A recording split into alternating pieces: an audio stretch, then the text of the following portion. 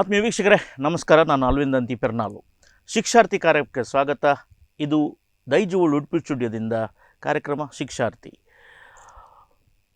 ನಮ್ಮ ಉಡುಪಿ ಶಿಕ್ಷಣ ಕಾಶಿಗೆ ಹೆಸರುವಾಸಿಯಾಗಿದೆ. ಸಾಕಷ್ಟು ಕೋರ್ಸ್ಗಳು ಬೇರೆ ಬೇರೆ ಕಾಲೇಜುಗಳಲ್ಲಿ ಸಿಗ್ತವೆ. ಅನೇಕ ಬೇರೆ ಬೇರೆ ಜಿಲ್ಲೆಗಳಿಂದ, ಬೇರೆ ರಾಜ್ಯಗಳಿಂದ ವಿದ್ಯಾರ್ಥಿಗಳು ಶಿಕ್ಷಣವನ್ನು ಅರಸಿಕೊಂಡು ಉಡುಪಿಗೆ ಬಂದದ್ದು ಇದೆ. ಉಡುಪಿ ಖಾಲಿ ದೈವಿಕ ನಗರಿ ಮಾತ್ರ ಅಲ್ಲ, ಶೈಕ್ಷಣಿಕ ಕ್ಷೇತ್ರದಲ್ಲಿ ಪ್ರಗತಿಯನ್ನು ಸಾಧಿಸಿದಂಥ ನಗರಿ. ಅದು ಕೂಡ SSLC PUCಯಲ್ಲಿ ಪ್ರಥಮ ದ್ವಿತೀಯ ಪ್ರತಿ ವರ್ಷವೂ ಕೂಡ ಬರ್ತಾ ಇದೆ. ಈ ನಿಟ್ಟಿನಲ್ಲಿ PPC ಪೂರ್ಣಪ್ರಜ್ಞಾ ಕಾಲೇಜು ಉಡುಪಿ ತನ್ನದೇ ಆದಂತಹ ಒಂದು ಛಾಪನ್ನು ಶಿಕ್ಷಣ ಕ್ಷೇತ್ರದಲ್ಲಿ ಮೂಡಿದೆ. ಸಾಮಾನ್ಯ ಭಾಷೆಯಲ್ಲಿ ಹೇಳುವುದಾದರೆ ಪೊರ್ಲು ಪೊನ್ನಲ್ನ ಕಾಲೇಜ್ ಅಂತ ಹೇಳ್ತಿದ್ರು. ನಾನು ಹೇಳ್ತೇನೆ popular prestigious college is PPC. So Admar ಮಟ್ಟದ ಒಂದು ಅಧೀನದಲ್ಲಿರುವಂಥ ಶಿಕ್ಷಣ ಸಂಸ್ಥೆ. ಅನೇಕ ವಿದ್ಯಾರ್ಥಿಗಳು ಶ್ರೇಷ್ಠ ಸಾಧನೆಯನ್ನು ಮಾಡಿಕೊಂಡು ದೇಶದ ವಿದೇಶದ ಉದ್ದಗಲದಲ್ಲಿ PPCಯ ಒಂದು ಧ್ವಜವನ್ನು, ಕೀರ್ತಿ ಪತಾಕೆಯನ್ನು ಹಾರಿಸ್ತಾ ಇದ್ದಾರೆ. ತಮ್ಮ ತಮ್ಮ ಸಾಧನೆಯನ್ನು ಮಾಡ್ತಾ ಇದ್ದಾರೆ. ಅವರ ರೂಟ್ ಅವರ ಬೇರುಗಳು ಅದು PPCಯ ಆ ಸುಂದರವಾದಂಥ ಪ್ರಕೃತಿಯಲ್ಲಿರುವಂಥ ಮಡಿಲಿನಲ್ಲಿರುವಂಥ ಸುಂದರವಾದಂಥ ಕ್ಯಾಂಪಸ್ನಲ್ಲಿ ಇದ್ದದ್ದು. ಇದೇ ಕಾಲೇಜಿನ ಹಳೆ ವಿದ್ಯಾರ್ಥಿಯೊಬ್ಬರು ಬೇರೆ ಬೇರೆ ಕಾಲೇಜುಗಳಲ್ಲಿ ಪ್ರೊಫೆಸರ್ ಆಗಿ, ಉಪನ್ಯಾಸಕರಾಗಿ, ಕುಲಪತಿಗಳಾಗಿ ಕೂಡ ಸೇವೆ ಸಲ್ಲಿಸಿ ಈಗ PPCಯ ಮ್ಯಾನೇಜ್ಮೆಂಟ್ ಅಥವಾ ಸ್ನಾತಕೋತ್ತರ ವಿಭಾಗದ MBA ಮತ್ತು MCA ವಿಭಾಗದ ಪ್ರಾಂಶುಪಾಲರು ನಮ್ಮೊಂದಿಗಿದ್ದಾರೆ. ಪ್ರೊಫೆಸರ್ ಡಾಕ್ಟರ್ PS ಐತಾಳ್ ನಮ್ಮೊಂದಿಗಿದ್ದಾರೆ. ಸರ್, ಕಾರ್ಯಕ್ರಮಕ್ಕೆ ಸ್ವಾಗತ. ನಮಸ್ಕಾರ. ಎಸ್, PPC ಅಂತ ಹೇಳಿದರೆ ಪಾಪ್ಯುಲರ್ ಪ್ರೆಸ್ಟೀಜಿಯಸ್ ಕಾಲೇಜ್. ಸೊ ಇದರಲ್ಲಿ ಸಾಕಷ್ಟು ವಿದ್ಯಾರ್ಥಿಗಳು ಸಾಧನೆಯನ್ನು ಮಾಡಿದವರೇ. ಕೆಲವರು ವಿದ್ಯಾರ್ಥಿಗಳು ಅದೇ ಕಾಲೇಜಿನಲ್ಲಿ ಪ್ರೊಫೆಸರ್ ಆದವರಿದ್ದಾರೆ. ಕೆಲವರು ದೇಶ ವಿದೇಶಗಳಲ್ಲಿ ಒಂದೊಂದು ಕ್ಷೇತ್ರದಲ್ಲಿ ಸಾಧನೆಯನ್ನು ಮಾಡಿದವರಿದ್ದಾರೆ. ಸೊ ತಾವು ಕೂಡ ಇದೇ ಕಾಲೇಜಿನ ಹಳೆ ವಿದ್ಯಾರ್ಥಿ. ನೀವು ಇರುವಾಗ ಕ್ಯಾಂಪಸ್ ಮತ್ತು ಈಗಿನ ಕ್ಯಾಂಪಸ್ ಹೇಗಿದೆ? ಎಲ್ಲರಿಗೂ ನಮಸ್ಕಾರ. Greetings to every one. So ನಾನು ಪೂರ್ಣಪ್ರಜ್ಞಾ ಕಾಲೇಜಿನ ಹಳೆ ವಿದ್ಯಾರ್ಥಿ. 1985ರಿಂದ 89ರವರೆಗೆ ನಾನು ಇಲ್ಲಿ BSc ಮಾಡಿದವ. ಆಗಿನ ಎನ್ವೈರ್ಮೆಂಟ್ ಮತ್ತು ಈಗಿನ ಎನ್ವೈರ್ಮೆಂಟ್ ತುಂಬ ಚೇಂಜ್ ಆಗಿದೆ. ಯಾಕೆಂದರೆ ಆವಾಗ ಹೆಚ್ಚು ಫ್ರೀಡಮ್ ಇತ್ತು ಸ್ಟೂಡೆಂಟ್ಸ್ಗಳಿಗೆ. ಅಂದರೆ ಆ್ಯನ್ಯುವಲ್ ಎಕ್ಸಾಮ್ ಇತ್ತು, ಅಟೆಂಡೆನ್ಸು ತುಂಬ ಕಂಪಲ್ಸರಿ ಎಲ್ಲ ಇರಲಿಲ್ಲ. ಅದೇ ಈಗ ಸ್ಟೂಡೆಂಟ್ಸ್ಗಳಿಗೆ ತುಂಬ ಚಾಲೆಂಜಸ್. ಅವರು ಕಾಂಪಿಟೇಟಿವ್ ಆಗಬೇಕು ಅಂತ ಹೇಳಿ ಅವರು they have to study more, they have to spend more time on their studies. ಮತ್ತು ಅವರಿಗೆ ಈಗ ಸೆಮಿಸ್ಟರ್ ಸಿಸ್ಟಮ್ ಇರೋದರಿಂದ ಮತ್ತು ಇಂಟರ್ನಲ್ ಮಾರ್ಕ್ಸ್ ಕೂಡ ಇರೋದರಿಂದ it is a continuous education ಆಗಿದೆ. ಹಿಂದೆ ಎಲ್ಲ ನಾವು ಆ್ಯನ್ಯುವಲ್ ಎಕ್ಸಾಮಿಗೆ ಮಾತ್ರ ಆ ಒಂದು ವಾರದಲ್ಲಿ ಪ್ರಿಪೇರ್ ಆಗಿ ರಾತ್ರಿ ಹಗಲು ಓದಿ ಎಕ್ಸಾಮ್ ಪಾಸ್ ಮಾಡ್ತಿದ್ದದ್ದು ಸಮಯ. ಆಗ ನಮಗೆ ಎಡಿಷನಲ್ ಊರಿನಲ್ಲಿ ನಮ್ಮ ಮನೆಗಳಲ್ಲಿ ಹೆಚ್ಚು ರೆಸ್ಪಾನ್ಸಿಬಿಲಿಟಿ ಇತ್ತು. ಕೃಷಿ ಕುಟುಂಬದಿಂದ ಬಂದಂತಹ ಎಲ್ಲರೂ ಕೂಡ ಮನೆಯಲ್ಲಿ ಕೃಷಿಗೂ ಕೂಡ ಪೇರೆಂಟ್ಸ್ಗಳಿಗೆ ಸಹಾಯ ಮಾಡಬೇಕಾಗಿತ್ತು. ಆದರೆ ಈಗ ಕೃಷಿ ಕುಟುಂಬ ಎಲ್ಲ ಕಮ್ಮಿ ಆಗಿದೆ, ಎಲ್ಲ ಆಟೋಮೇಷನ್ ಆಗಿದೆ. ಹಾಗಾಗಿ ವಿದ್ಯಾರ್ಥಿಗಳಿಗೆ ಯಂಗ್ ಪೀರಿಯಡ್ನಲ್ಲಿ ಕೂಡ ಮನೆಯ ಜವಾಬ್ದಾರಿ ಕಮ್ಮಿ ಆಗಿದೆ. ಹಾಗಾಗಿ ಅವರು ಓದಿಗೆ ಹೆಚ್ಚು ಒತ್ತು ಕೊಡಲಿಕ್ಕೆ ಆಗ್ತಾ ಇದೆ.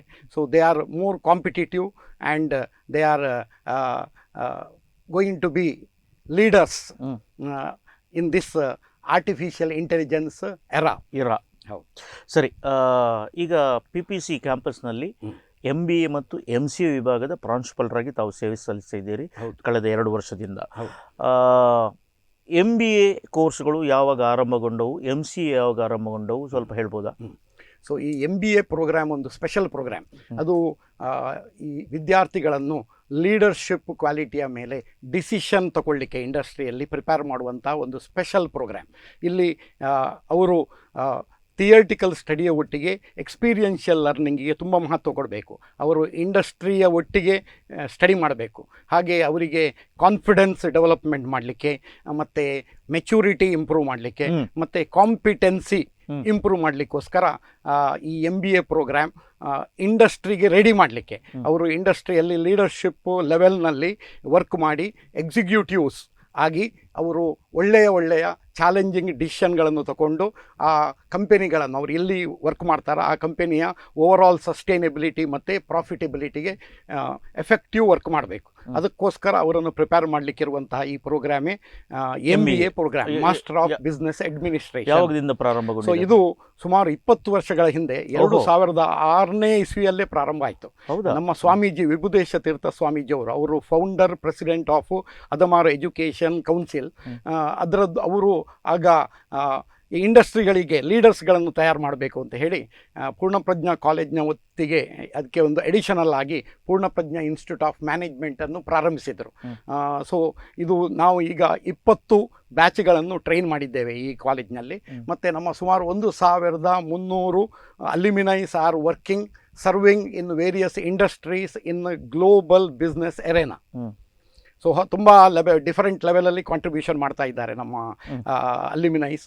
ಮತ್ತು ಅವರನ್ನು ಪ್ರಿಪೇರ್ ಹೇಗೆ ಮಾಡಿದ್ದು ಹೇಳಿದರೆ, ಅವರನ್ನು ಎಕ್ಸ್ಪೀರಿಯನ್ಷಿಯಲ್ ಲರ್ನಿಂಗ್ನಲ್ಲಿ ಹೊಸ ಒಂದು ಪೆಡಗಾಗಿಯಲ್ಲಿ ಅವರನ್ನು ಬೆಸ್ಟ್ ಡಿಸಿಷನ್ ಮೇಕರ್ಸ್ ಆಗಬೇಕು ಅಂತ ಹೇಳಿ ಪ್ರಿಪೇರ್ ಮಾಡಿದ್ದು. ಸೊ ನಾವು ಒತ್ತು ಕೊಡೋದು ಲೀಡರ್ಶಿಪ್ ಕ್ವಾಲಿಟಿ ಮತ್ತು ಡಿಸಿಷನ್ ಮೇಕಿಂಗ್ ಪ್ರೊಸೆಸ್ಸಿಗೆ. ಸೊ ಆ ಹಿನ್ನೆಲೆಯಲ್ಲಿ ಅವರನ್ನು ನಾವು ಈ MBA programme is different than any other management and commerce programmes, even science programmes also at post graduation level. Yes, ಅದರಲ್ಲಿ PPC ಎಷ್ಟು ಇದು ಕೊಡುತ್ತೆ? ಯಾಕಂದರೆ ನೀವು ಮಾತಿನಲ್ಲಿ ಹೇಳಿದ್ರಿ ಥಿಯರಿಟಿಕಲಿಂದ ಪ್ರಾಕ್ಟಿಕಲ್ ಆಗಿ ಬೇರೆ ಬೇರೆ ಇಂಡಸ್ಟ್ರೀಸ್ಗಳಿಗೆ ಹೋಗಿ ಫಸ್ಟ್ ಹ್ಯಾಂಡ್ ಎಕ್ಸ್ಪೀರಿಯನ್ಸ್ ಪಡೆಯುವಂಥದ್ದು. ಸೊ ನೀವು ಕೊಂಡಾಡಿದಿರಿ, 20 ಬ್ಯಾಚ್ಗಳು ಹೋಗಿವೆ, ಹಳೆ ವಿದ್ಯಾರ್ಥಿಗಳು ಬಹಳ ಉತ್ತಮ ಸ್ಪಂದನೆಯನ್ನು ನೀಡುತ್ತಿದ್ದೇವೆ. ನಿಮ್ಮಲ್ಲಿ ಏನಾದರೂ ಒಂದು ಅಸೋಸಿಯೇಷನ್ ಅದರ ಬಗ್ಗೆ ಏನಾದರೂ ಉಂಟಾ? ಯಾಕಂದ್ರೆ ಸೀನಿಯರ್ಸ್ ಜೂನಿಯರ್ಸ್ನಾಗಿ ಮೋಟಿವೇಟ್ ಮಾಡಲಿಕ್ಕೆ. ಹೌದು, ಅದು ಒಂದು part of this program. Alumni association ತುಂಬ ಸ್ಟ್ರಾಂಗ್ ಆಗಿರಬೇಕು. ಯಾಕೆಂದರೆ ಇದರಲ್ಲಿ ಒಂದು 5 ಆಸ್ಪೆಕ್ಟ್ಗಳಿದ್ದಾವೆ MBA ಪ್ರೋಗ್ರಾಮ್ನಲ್ಲಿ. ಫಸ್ಟ್ ಒನ್, ಅವರನ್ನು ಲೀಡರ್ಶಿಪ್ ಕ್ವಾಲಿಟಿ ಮತ್ತು ಡಿಸಿಷನ್ ಮೇಕಿಂಗ್ಗೆ ರೆಡಿ ಮಾಡೋದು. ಎರಡನೇದ್ದು, ಅವರ ಈ ಶಿಕ್ಷಣ ಪದ್ಧತಿಯನ್ನು ಇಂಡಸ್ಟ್ರಿಗೆ ಪೂರಕವಾಗಿ ರೆಡಿ ಮಾಡೋದು. ಅದರಲ್ಲಿ ಅವರು ಈ ಇಂಡಸ್ಟ್ರಿಯಲ್ಲಿ ಬೇರೆ ಬೇರೆ ರಿಯಲ್ ವರ್ಲ್ಡ್ ಕೇಸ್ಗಳು ಏನೇನೆಲ್ಲ ಚಾಲೆಂಜಸ್ ಬರ್ತದೆ ಇಂಡಸ್ಟ್ರಿಯ ಲೀಡರ್ಸ್ಗಳಿಗೆ, CEOಗಳಿಗೆ, ಅಂತಹ ಚಾಲೆಂಜ್ಗಳನ್ನು ಬಿಸ್ನೆಸ್ ಕೇಸ್ ಸ್ಟಡೀಸ್ ಅಂತ ಮಾಡಿದ್ದಾರೆ. ಈ ಕೇಸ್ ಸ್ಟಡೀಸ್ಗಳನ್ನು ನಾವು ಕ್ಲಾಸಲ್ಲಿ ಅನಲೈಸ್ ಮಾಡ್ತೇವೆ. ಇದು ಒಂದು speciality of MBA programme, case analysis. ಇನ್ನೊಂದು ಇಂಟರ್ನ್ಶಿಪ್, ಸ್ಟೂಡೆಂಟ್ಸ್ಗಳು ಕಂಪೆನಿಗಳಿಗೆ ಹೋಗಿ ಅಲ್ಲಿ ಎಕ್ಸಿಕ್ಯೂಟಿವ್ ಅವರೊಟ್ಟಿಗೆ ವರ್ಕ್ ಮಾಡಿ ಅವರ ಎಕ್ಸ್ಪೀರಿಯನ್ಸನ್ನು ಈಸಿಯಾಗಿ ತಮಗೆ smart way of shifting the experience, long experience of executives to youths. So ಇದು ಥ್ರೂ ಇಂಟರ್ನ್ಶಿಪ್ ಆಗ್ತದೆ. ಹಾಗೆ ಮೂರನೇದು, ಅವರು ರಿಸರ್ಚ್ ಬೇಸ್ಡ್ ಪ್ರಾಜೆಕ್ಟ್ಸ್ ಮಾಡ್ತಾರೆ. ಈ ಪ್ರಾಜೆಕ್ಟ್ಸ್ಗಳಿಂದಾಗಿ ಅವರಿಗೆ ಅಗೈನ್ ಇಂಡಸ್ಟ್ರಿಯಲ್ಲಿ ಯಾವ ಟೈಪಿನ ಟೆಕ್ನಾಲಜಿ ಫ್ಯೂಚರ್ನಲ್ಲಿ ಯೂಸ್ ಆಗ್ತದೆ, what type of strategic decisions they have to take. So ಇಂಥದ್ದೆಲ್ಲ ಅವರಿಗೆ ಮತ್ತೆ ಮೂರನೇದಾಗಿ ಅವರನ್ನು ನಾವು ಸ್ಪೆಷಲೈಸ್ ಮಾಡ್ತೇವೆ. Specialise and super specialise in their field. ಅವರು ಈಗ ಫಂಕ್ಷನಲ್ ಏರಿಯಾದಲ್ಲಿ ಸ್ಪೆಷಲೈಸ್ ಆಗ್ಬೋದು, ಲೈಕ್ ಮಾರ್ಕೆಟಿಂಗ್ನಲ್ಲಿ, ಹ್ಯೂಮನ್ ರಿಸೋರ್ಸ್ ಮ್ಯಾನೇಜ್ಮೆಂಟಲ್ಲಿ, ಫೈನಾನ್ಸ್ ಮ್ಯಾನೇಜ್ಮೆಂಟಲ್ಲಿ, ಆಪರೇಷನ್ಸ್ ಮ್ಯಾನೇಜ್ಮೆಂಟಲ್ಲಿ, ಮತ್ತು ಸಪ್ಲೈ ಚೈನ್ ಮ್ಯಾನೇಜ್ಮೆಂಟಲ್ಲಿ, ಬಿಸ್ನೆಸ್ ಅನಲೈಟಿಕ್ಸ್ನಲ್ಲಿ, ಹೀಗೆಲ್ಲ ಬೇರೆ ಬೇರೆಯ ಫಂಕ್ಷನಲ್ ಸ್ಪೆಷಲೈಸೇಷನ್ ಉಂಟು. ಅದರ ಒಟ್ಟಿಗೆ vertical specialisations like technology management, ಬೇರೆ ಬೇರೆ ಟೈಪಿನ ಡಿಸಿಷನ್ಗೆ ರಿಲೇಟೆಡ್ ಆರ್ಟಿಫಿಷಿಯಲ್ ಇಂಟೆಲಿಜೆನ್ಸ್ ಟೆಕ್ನಾಲಜಿ ಅಂಥದ್ದನ್ನೆಲ್ಲ ಯೂಸ್ ಮಾಡಿ ಅವರಿಗೆ ಬೋತ್ ಅವರ ಕಾನ್ಫಿಡೆನ್ಸ್ ಇಂಪ್ರೂವ್ ಆಗಬೇಕು, ಅವರ ಮೆಚುರಿಟಿ ಇಂಪ್ರೂವ್ ಆಗಬೇಕು, ಮತ್ತು ಅವರದ್ದು ಕಾಂಪಿಟೆನ್ಸಿ ಇಂಪ್ರೂವ್ ಆಗಬೇಕು. ಕಾನ್ಫಿಡೆನ್ಸ್, ಮೆಚುರಿಟಿ ಆ್ಯಂಡ್ ಕಾಂಪಿಟೆನ್ಸಿ, ಇದು 3 ಡೈಮೆನ್ಷನ್ನನ್ನು ನಾವು ಫೋಕಸ್ ಮಾಡಿ ಇಷ್ಟರವರೆಗೆ ನಮ್ಮ MBA ಗ್ರ್ಯಾಜುಯೇಟ್ಗಳನ್ನು ಪ್ರಿಪೇರ್ ಮಾಡ್ತಿತ್ತು. ಬಟ್ ಈಗ ಆರ್ಟಿಫಿಷಿಯಲ್ ಇಂಟೆಲಿಜೆನ್ಸ್ ಟೆಕ್ನಾಲಜಿ ಈಗ ಭೂಮಿಗೆ ಬಂದಾಗ ಈಗ there is A worry about job loss. So ಎಲ್ಲ ಇಂಡಸ್ಟ್ರಿಗಳಲ್ಲಿ ಪ್ರೈಮರಿ ಇಂಡಸ್ಟ್ರಿ ಸೆಕ್ಟರ್ ಇರ್ಬೋದು, ಸೆಕೆಂಡ್ರಿ ಇಂಡಸ್ಟ್ರಿ ಅಂದರೆ ಪ್ರೊಡಕ್ಷನ್ ಸೆಕ್ಟರ್ ಇರ್ಬೋದು, ಟರ್ಷರಿ ಇಂಡಸ್ಟ್ರಿ ಅಂದರೆ ಸರ್ವಿಸ್ ಸೆಕ್ಟರ್ ಇರ್ಬೋದು, ಮತ್ತು ಕ್ವಾಟರ್ನರಿ ಇಂಡಸ್ಟ್ರಿ ಅಂದರೆ technology related supporting, technology supporting and research and development ಇಂಡಸ್ಟ್ರಿಗಳಿರ್ಬೋದು. ಎಲ್ಲ ಏರಿಯಾದಲ್ಲಿ ಕೂಡ ತುಂಬ ಜಾಬ್ ಲಾಸ್ ಆಗ್ತದೆ ಅನ್ನೋ ಒಂದು ಪ್ರಿಡಿಕ್ಷನ್ ಇದೆ. ಸೊ ಅದಕ್ಕೋಸ್ಕರ ನಾವು ನಮ್ಮ MBA ಗ್ರ್ಯಾಜುಯೇಟ್ಸ್ಗಳನ್ನು ಈಗ ಫ್ಯೂಚರ್ ಚೇಂಜಿಗೆ AI ಎರಾದಲ್ಲಿ ಹೇಗೆ ಅವರು ಕಾಂಪಿಟೆನ್ಸಿ ಇಂಪ್ರೂವ್ ಮಾಡ್ಬೋದು, ಅದಕ್ಕೋಸ್ಕರ ಪುನಃ 3 ಡೈಮೆನ್ಷನ್ ಆ್ಯಡ್ ಮಾಡಿದ್ದೇವೆ. ಮೊದಲನ 3 ಡೈಮೆನ್ಷನ್ ಕಾಂಪಿಟೆನ್ಸಿ ಇಂಪ್ರೂವ್ಮೆಂಟ್, ಎರಡನೇದು maturity, third one is competency. So confidence, maturity and competency 3 dimension. ಈಗ ಹೊಸದಾಗಿ ನಾವು 3 ಡೈಮೆನ್ಷನ್ ಆ್ಯಡ್ ಮಾಡಿದ್ದೇವೆ to face the challenges of artificial intelligence technology and automation based on it. ಅದರಲ್ಲಿ ನಾವು ಮೊದಲನೇದಾಗಿ ಅವರಿಗೆ ಕ್ರಿಟಿಕಲ್ ಥಿಂಕಿಂಗ್ ಎಬಿಲಿಟೀಸ್ಗೆ ಇಂಪಾರ್ಟೆನ್ಸ್ ಕೊಡ್ತಾ ಇದ್ದೇವೆ. ಅದನ್ನು ಯೂಸಿಂಗ್ ರಿಸರ್ಚ್ ಸ್ಕಿಲ್ಸ್, ಒಂದು 6 ರಿಸರ್ಚ್ ಸ್ಕಿಲ್ಸ್ಗಳಿದ್ದಾವೆ ಹೈಯರ್ ಎಜುಕೇಷನ್ನಲ್ಲಿ. ಫಸ್ಟ್ ಒನ್ ಈಸ್ ಅನಾಲಿಸಿಸ್, ಎರಡನೇದ್ದು ಕಂಪ್ಯಾರಿಷನ್, ಮೂರನೇದ್ದು ಇವ್ಯಾಲ್ಯುಯೇಷನ್, ನಾಲ್ಕನೇದ್ದು ಇಂಟರ್ಪ್ರಿಟೇಷನ್, ಐದನೇದ್ದು ಸಿಂಥಿಸಿಸ್ ಆ್ಯಂಡ್ 6ನೇದ್ದು ಕ್ರಿಯೇಷನ್ ಅಂತ ಹೇಳಿ. ಈ ಇಷ್ಟು ಸ್ಕಿಲ್ಗಳನ್ನು, ರಿಸರ್ಚ್ ಸ್ಕಿಲ್ಗಳನ್ನು ಯೂಸ್ ಮಾಡಿ ನಾವು ಸ್ಟೂಡೆಂಟ್ಸ್ಗಳನ್ನು ಹೇಗೆ ಕ್ರಿಟಿಕಲಿ ಅನಾಲಿಸಿಸ್ ಎಬಿಲಿಟೀಸ್ ಇಂಪ್ರೂವ್ ಮಾಡ್ಬೋದು ಅಂತೇಳಿ. ಅದು ಒಂದು area to make better decisions and compete with AI based machines. And ಎರಡನೇದ್ದು ಅಂದರೆ ಅದು 5ನೇ dimension is about effective communication with others, how they can influence others while dealing with other organizations, while dealing with the customers, while dealing with any stakeholders. So ಅದಕ್ಕೆ effective communication improve ಆಗಬೇಕು, just communication ಅಲ್ಲ. So they have to influence the people through their communication ability. ಅದು 5ನೇ dimension. And 6ನೇ dimension is networking with other executives, other people who can again, ಇದರಲ್ಲಿ ನೆಟ್ವರ್ಕಿಂಗ್ನಿಂದಾಗಿ ಅವರಿಗೆ ತುಂಬ ಇನ್ಫಾರ್ಮೇಷನ್ ಸಿಗ್ತದೆ, ಕಾಂಪಿಟೇಷನ್ನಲ್ಲಿ ಓವರ್ಟೇಕ್ ಮಾಡಲಿಕ್ಕಾಗ್ತದೆ. ಸೊ ಜನರ ಪರಿಚಯ at executive level in business industries. So ಹಾಗೆ ಈ 6 ಡೈಮೆನ್ಷನ್ನನ್ನು ಫೋಕಸ್ ಮಾಡಿ ನಾವು ನಮ್ಮ MBAಯನ್ನು ಒಂದು ಯುನೀಕ್ MBA ಅಂತ ಮಾಡ್ತಾ ಇದ್ದೇವೆ. ಎಸ್, ಈಗ ಲೀಡರ್ಶಿಪ್ ಕ್ವಾಲಿಟೀಸಲ್ಲಿ ಈ ಸ್ಕಿಲ್ಸ್ಗಳು, ಹೌದು, ನೀವು ಹೇಳಿದಂಥ ಲೈಫ್ ಸ್ಕಿಲ್ಸ್ಗಳಿಗೂ ಕೂಡ ಉಪಯೋಗವಾಗುತ್ತೆ ಮತ್ತು ಅದು ಸಮಾಜಮುಖಿಯಾಗಿ ಅದು ಥರ ಆಗುತ್ತೆ. ಸರ್, ನೀವು ಹೇಳಿದ್ರಿ 20 ವರ್ಷದಿಂದ ನೀವು ಈ ಸಂಸ್ಥೆಯನ್ನು ನಡೆಸ್ತಾ ಇದ್ದೀರಿ ಮತ್ತು ಈ ಕೋರ್ಸನ್ನು ನಡೆಸ್ತಿದ್ದೀರಿ PPCಯಲ್ಲಿ, ಮತ್ತು ಅದು ಕಾಲಕ್ಕೆ ಅಪ್ಗ್ರೇಡ್ ಆಗುತ್ತಾ ಹೋಗುತ್ತೆ, ಅಪ್ಡೇಟ್ ಆಗುತ್ತಾ ಹೋಗುತ್ತೆ. MCA ಆರಂಭಗೊಂಡು 2 ವರ್ಷ ಆಯಿತು. ಅಂದರೆ ಈಗ ರೀಸೆಂಟ್ಲಿ ಈ Gen Z ಜನರೇಷನಿಗೆ computer is very essential, computer knowledge is very essential. ಹಾಗೆ ಸಡನ್ಲಿ ಇನ್ಫಾರ್ಮೇಷನ್ ಟೆಕ್ನಾಲಜಿಗೆ ತುಂಬ ಡಿಮಾಂಡ್ ಬಂತು. ಹಾಗೆ ಹೆಚ್ಚಿನ ಮಕ್ಕಳೆಲ್ಲ PUC ಆದ ನಂತರ BCA ಮತ್ತು B.Tech ಇನ್ ಕಂಪ್ಯೂಟರ್ ಸೈನ್ಸ್ ಮಾಡಲಿಕ್ಕೆ ಫೋಕಸ್ ಮಾಡ್ತಾ ಇದ್ದಾರೆ. ಸೊ ಅಂಥವರಿಗೆ BCA ಮಾಡಿದ ಕೂಡಲೇ ಅವರಿಗೆ ಒಂದು ಒಳ್ಳೆಯ ಜಾಬ್ ಆಗೋದಿಲ್ಲ, ಯಾಕೆಂದರೆ ದಿ ನೀಡ್ ಫರ್ದರ್ ಇಂಪ್ರೂವ್ಮೆಂಟ್. ಹೌದು, masters degree to make better decisions, to decide on innovative technologies. ಅದಕ್ಕೋಸ್ಕರ ನಾವು ಅವರಿಗೆ ಒಂದು ಒಳ್ಳೆಯ ಫ್ಯೂಚರ್ ಸಿಗಬೇಕು ಅಂತ ಹೇಳಿ BCA ಅವರಿಗೆ ಫರ್ದರ್ ಎಜುಕೇಷನಿಗೆ MCA ಸ್ಟಾರ್ಟ್ ಮಾಡಿದೆವು. ನಮ್ಮಲ್ಲಿ PPCಯಲ್ಲಿ BCA ಉಂಟು. ಸುಮಾರು 180 ಸ್ಟೂಡೆಂಟ್ಸ್ಗಳು ಪ್ರತಿ ವರ್ಷ BCA ಮಾಡ್ತಾ ಇದ್ದಾರೆ. ಅಂದರೆ 3 ಬ್ಯಾಚ್ ಸ್ಟೂಡೆಂಟ್ಸ್ BCA ಮಾಡ್ತಾ ಇದ್ದಾರೆ. ಅವರಿಗೆ ಒಳ್ಳೆಯ ಪ್ಲೇಸ್ಮೆಂಟ್ ಆಗಬೇಕು ಅಂತಾದರೆ they have to go for masters degree. ಈಗ ಹೇಗೂ ಎಜುಕೇಷನ್ ಲೋನ್ ಎಲ್ಲ ಸಿಗ್ತದೆ, ಫೈನಾನ್ಸಿಯಲಿ ಯಾರು ಕೂಡ ಹೆಚ್ಚು ಸ್ಟ್ರಗಲ್ ಮಾಡೋ ಅವಶ್ಯಕತೆ ಇಲ್ಲ. BCAಯಲ್ಲಿ ಒಳ್ಳೆ ಮಾರ್ಕ್ಸ್ ಸಿಕ್ಕಿದರೆ, BSc ಕಂಪ್ಯೂಟರ್ ಸೈನ್ಸಲ್ಲಿ ಒಳ್ಳೆ ಮಾರ್ಕ್ಸ್ ಸಿಕ್ಕಿದರೆ ಅವರಿಗೆ ಸ್ಕಾಲರ್ಶಿಪ್ ಬೇಸ್ಡ್ ಮತ್ತು ಎಜುಕೇಷನ್ ಲೋನ್ ಬೇಸ್ಡ್ ಫೆಸಿಲಿಟೀಸ್ ಸಿಗ್ತದೆ ಹೈಯರ್ ಎಜುಕೇಷನಿಗೆ. ಹಾಗಾಗಿ they can redefine their goal and get better global jobs ಅಂತ ಹೇಳ್ಕೊಂಡು ಮಲ್ಟಿನ್ಯಾಷನಲ್ ಕಂಪನಿಯಲ್ಲಿ ಜಾಬ್ ಬೇಕು ಅಂತಾದರೆ ಅವರಿಗೆ ಒಂದು ಸ್ವಲ್ಪ ಮೋರ್ ಕಾನ್ಫಿಡೆನ್ಸ್ ಬೇಕು ಆ್ಯಂಡ್ ಮೋರ್ ಮೆಚುರಿಟಿ ಬೇಕು, ಮೋರ್ ಕಾಂಪಿಟೆನ್ಸಿ ಬೇಕು. ಸೊ ಇದಕ್ಕೋಸ್ಕರ ನಾವು ಈ MCA ಪ್ರೋಗ್ರಾಮನ್ನು ಸ್ಟಾರ್ಟ್ ಮಾಡಿ ಅದರಲ್ಲಿ ಅವರಿಗೆ not only programming languages, not only operating system based languages, not only data base management, but ಅದರ ಒಟ್ಟಿಗೆ ಈ ಎಲ್ಲ ಎಮರ್ಜಿಂಗ್ ಟೆಕ್ನಾಲಜಿಯಲ್ಲಿ ಅವರು ಎಕ್ಸ್ಪರ್ಟ್ ಆಗಬೇಕು. ಒಂದು 12 ಎಮರ್ಜಿಂಗ್ ಟೆಕ್ನಾಲಜಿಗಳಿದ್ದಾವೆ. ಒಂದು ಆರ್ಟಿಫಿಷಿಯಲ್ ಇಂಟೆಲಿಜೆನ್ಸ್ ಟೆಕ್ನಾಲಜಿ, ಎರಡನೇದು business intelligence and data science technology, ಮೂರನೇದು ಬ್ಲಾಕ್ ಚೈನ್ ಟೆಕ್ನಾಲಜಿ ಒಂದು emerging technology where we can control all fraudulent transactions and ಫ್ಯೂಚರ್ನಲ್ಲಿ ನಾವು ರಾಮರಾಜ್ಯ ಮಾಡ್ಬೋದು ನಮ್ಮ ಕಂಟ್ರಿಯನ್ನು. ಈ ಬ್ಲಾಕ್ ಚೈನ್ ಟೆಕ್ನಾಲಜಿಯನ್ನು ಎಲ್ಲ ಇಂಡಸ್ಟ್ರಿಯಲ್ ಎಲ್ಲ ಏರಿಯಾ ಆಫ್ ಸೊಸೈಟಿಯಲ್ಲಿ ಅಡಾಪ್ಟ್ ಮಾಡಿದರೆ. ಹೌದು. ಹಾಗೆ 4ನೇದ್ದು emerging technology is cloud computing technology, 5ನೇದ್ದು emerging technology is cyber security and forensic technology, much needed. And 6ನೇದ್ದು 3D ಪ್ರಿಂಟಿಂಗ್ ಟೆಕ್ನಾಲಜಿ ಅಂತ. ಇನ್ ಫ್ಯೂಚರ್ನಲ್ಲಿ ಯಾವುದೇ ಮ್ಯಾನುಫ್ಯಾಕ್ಚರಿಂಗ್ ಪ್ಲೇಸ್ಗಳ ಅಂದರೆ ಒಂದು ಕಡೆಯಲ್ಲಿ ಆಗಿ ಅದು ಟ್ರಾನ್ಸ್ಪೋರ್ಟೇಷನ್ ಮಾಡೋ ಅವಶ್ಯಕತೆ ಇಲ್ಲ.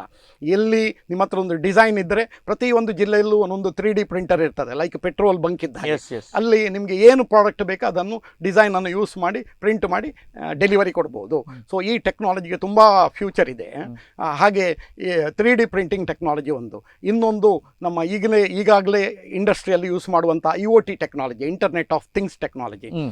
ಇನ್ನೊಂದು ಈಗ ಒಂದು emerging technology quantum computing technology ಅಂತೇಳಿ. ಈಗ ಎಕ್ಸಿಸ್ಟಿಂಗ್ ಕಂಪ್ಯೂಟರ್ಸ್ಗಳು ತುಂಬ ಸ್ಪೀಡ್ ಇದ್ದಾವೆ, ಪೆಟಾಫ್ಲಾಪ್ ಸ್ಪೀಡ್ ಇದ್ದಾವೆ, ಅಂದರೆ 10⁻15 ಆಪರೇಷನ್ಸ್ ಪರ್ 1 ಸೆಕೆಂಡ್ ಆಗ್ತದೆ ಈಗಿನ ಸೂಪರ್ ಕಂಪ್ಯೂಟರ್ಗಳಲ್ಲಿ.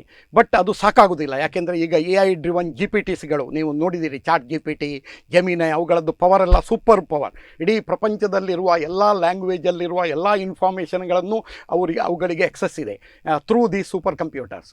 ಬಟ್ ಇನ್ ಫ್ಯೂಚರ್ನಲ್ಲಿ ಎಲ್ಲ 8 ಬಿಲಿಯನ್ ಪೀಪಲ್ ಇನ್ ಫ್ಯೂಚರ್ನಲ್ಲಿ ಎಲ್ಲಿಯಾದರೂ ಸೈಮಲ್ಟೇನಿಯಸ್ಲಿ ಈ ಸೂಪರ್ ಕಂಪ್ಯೂಟರ್ಗಳನ್ನು ಯೂಸ್ ಮಾಡಿದರೆ, ಅಂದರೆ ಈ GPT-ಗಳನ್ನು ಯೂಸ್ ಮಾಡಿದರೆ, AI ಡ್ರಿವನ್ GPTs, ಆಗ ಸ್ಪೀಡ್ ಸಾಕಾಗೋದಿಲ್ಲ.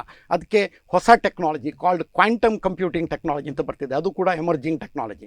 ಹಾಗೆ ಈ ಇನ್ಫಾರ್ಮೇಷನ್ ತುಂಬ ಜಾಸ್ತಿ ಆಗುತ್ತಿರೋದ್ರಿಂದ ಅವುಗಳನ್ನೆಲ್ಲ ಸ್ಟೋರ್ ಮಾಡಬೇಕು. ಅಂದರೆ ಎಲ್ಲ CCDಗಳಲ್ಲಿ ಕೂಡ, ರೋಡ್ ಸೈಡಲ್ಲಿ ಕೂಡ ಎಲ್ಲ ಕಡೆ CCD ಉಂಟು.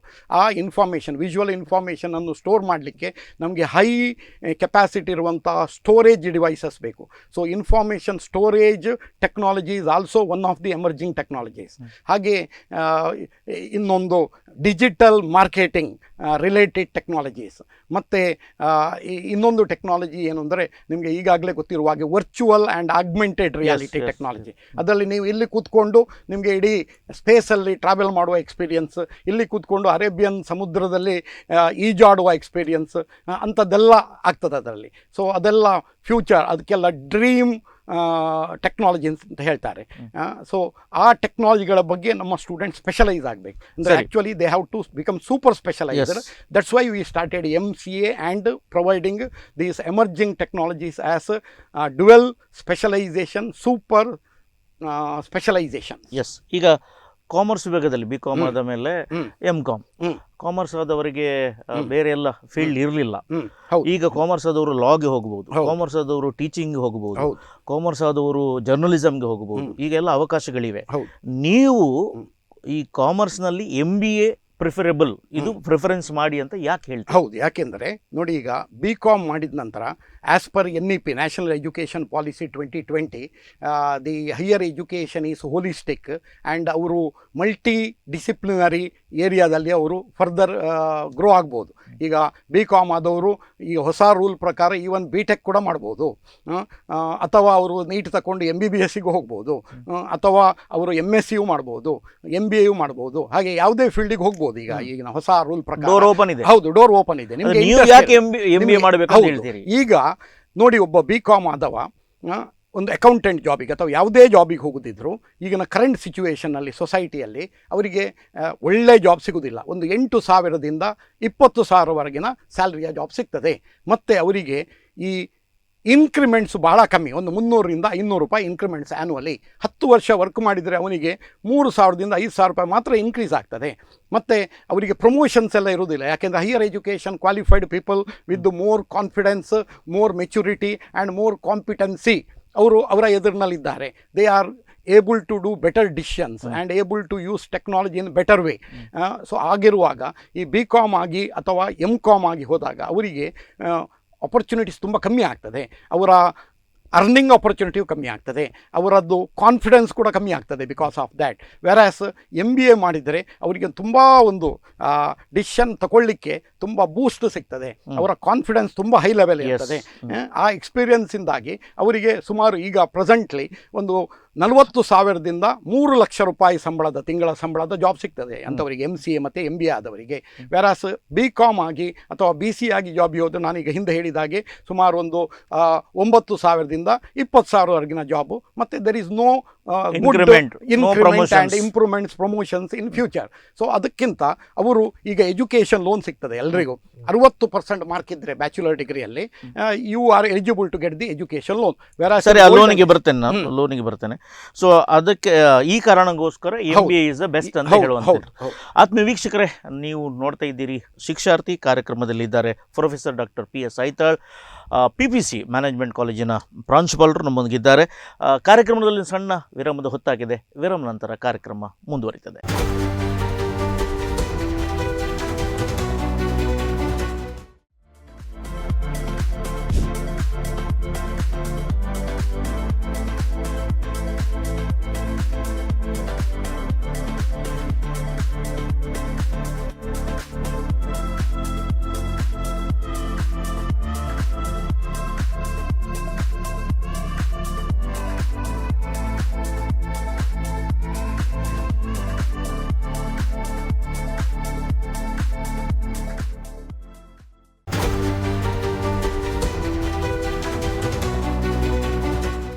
ವಿರಾಮ ನಂತರ ಶಿಕ್ಷಾರ್ಥಿ ಕಾರ್ಯಕ್ರಮಕ್ಕೆ ಸ್ವಾಗತ. ಇದು ದೈಜುಗಳು ಉಡುಪಿ ಸ್ಟುಡಿಯೋದಿಂದ ನಮ್ಮೊಂದಿಗಿದ್ದಾರೆ PPC ಮ್ಯಾನೇಜ್ಮೆಂಟ್ ಕಾಲೇಜಿನ ಪ್ರಾಂಶುಪಾಲರಾದಂತಹ professor doctor PS ಐತಾಳ್ರವರು.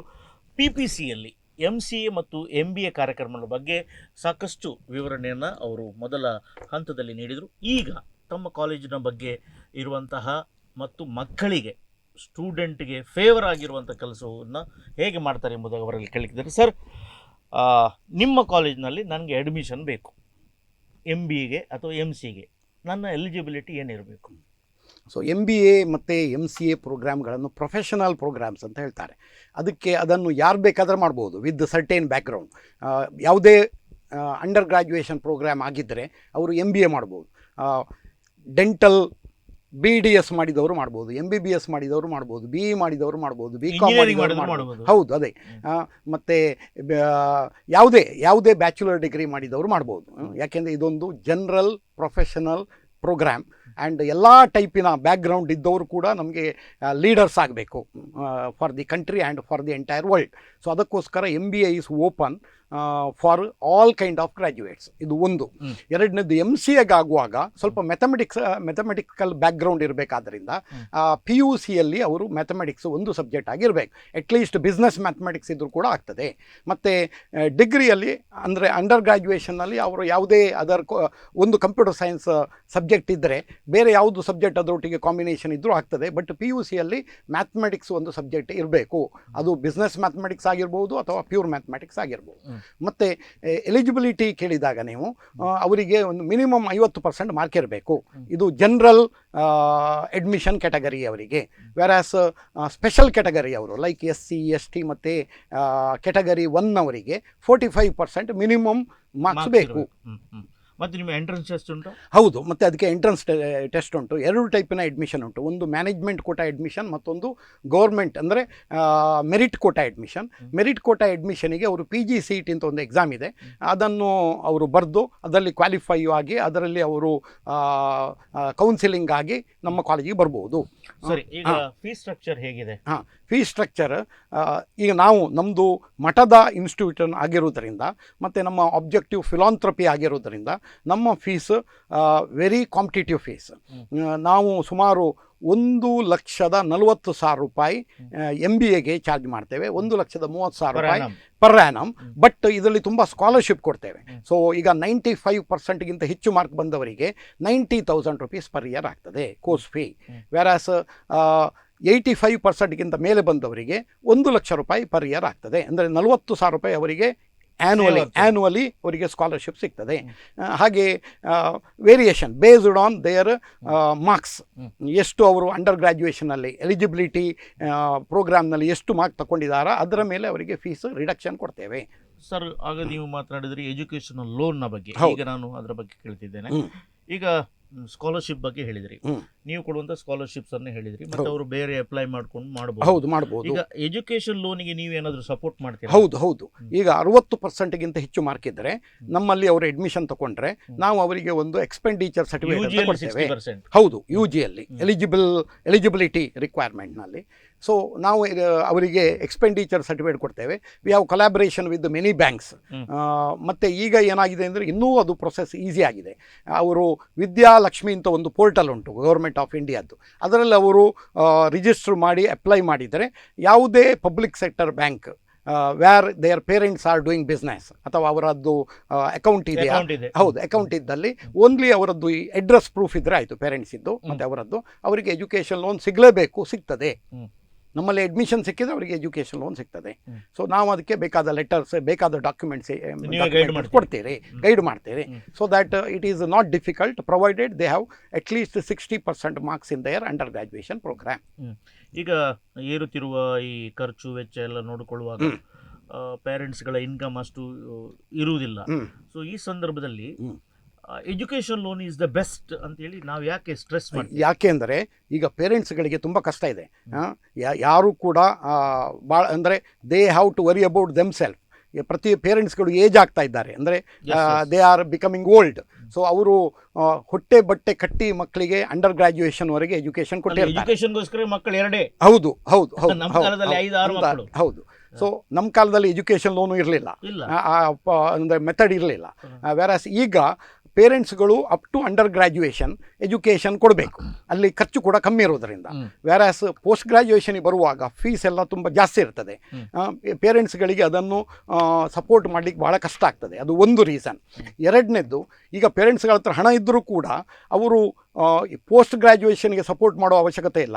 They have other problem. So ಅದಕ್ಕೆ ಅವರು ಸ್ಪೆಂಡ್ ಮಾಡ್ಬೋದು. ಈ ಸ್ಟೂಡೆಂಟ್ಗಳು 60% ಮಾರ್ಕ್ಸ್ ತಗೊಂಡ್ರೆ they are going to be independent. ಅವರು ಎಜುಕೇಷನ್ ಲೋನ್ ಅಂದರೆ ಅದು ಏನು ಎಲ್ಲಿದ್ದಲ್ಲ ಹಣ ಅಲ್ಲ, ಅದು ನಾವೇ ಟ್ಯಾಕ್ಸ್ ಕಟ್ಟಿದ ಹಣ. ಇದೇ ಮಕ್ಕಳ ಪೇರೆಂಟ್ಸ್ಗಳು, ರಿಲೇಟಿವ್ಸ್ ಎಲ್ಲ ಇಷ್ಟು ವರ್ಷ ಅವರು ಟ್ಯಾಕ್ಸ್ ಕಟ್ಟಿದ ಹಣವನ್ನು ಅದು ದೇಶದಿಂದ ಇವರ ಡೆವಲಪ್ಮೆಂಟ್ಗೆ ತಗೊಳ್ತಾ ಇದ್ದಾರೆ. ಹಾಗಾಗಿ ಈ ಮಕ್ಕಳು ಅದನ್ನು ಹೆಸಿಟೇಟ್ ಮಾಡಿ ಕೊಡೋದು, ಅದೊಂದು ಲೋನ್ ಅಲ್ಲ, ಅದು it is an investment on their life. By collecting the money whatever the paid already to the country. So ಈ ಹಣವನ್ನು ತಗೊಂಡವರು ಈಗ 1.5 ಲಕ್ಷ ಫಾರ್ ಎಕ್ಸಾಂಪಲ್ ಪರ್ ಇಯರಿಗೆ ಅಂತಾದರೆ ಅವರಿಗೊಂದು ಟೋಟಲಿ ಒಂದು 3 lakh rupees ಬೇಕು. ಆ್ಯಕ್ಚುಲಿ ಎಜುಕೇಷನ್ ಲೋನಲ್ಲಿ ಕಂಪ್ಲೀಟ್ ಕೋರ್ಸ್ ಫೀ ಪ್ಲಸ್ ಅವರ ಲಿವಿಂಗ್ ಎಕ್ಸ್ಪೆಂಡಿಚರ್ ಕೂಡ ಕವರ್ ಆಗ್ತದೆ.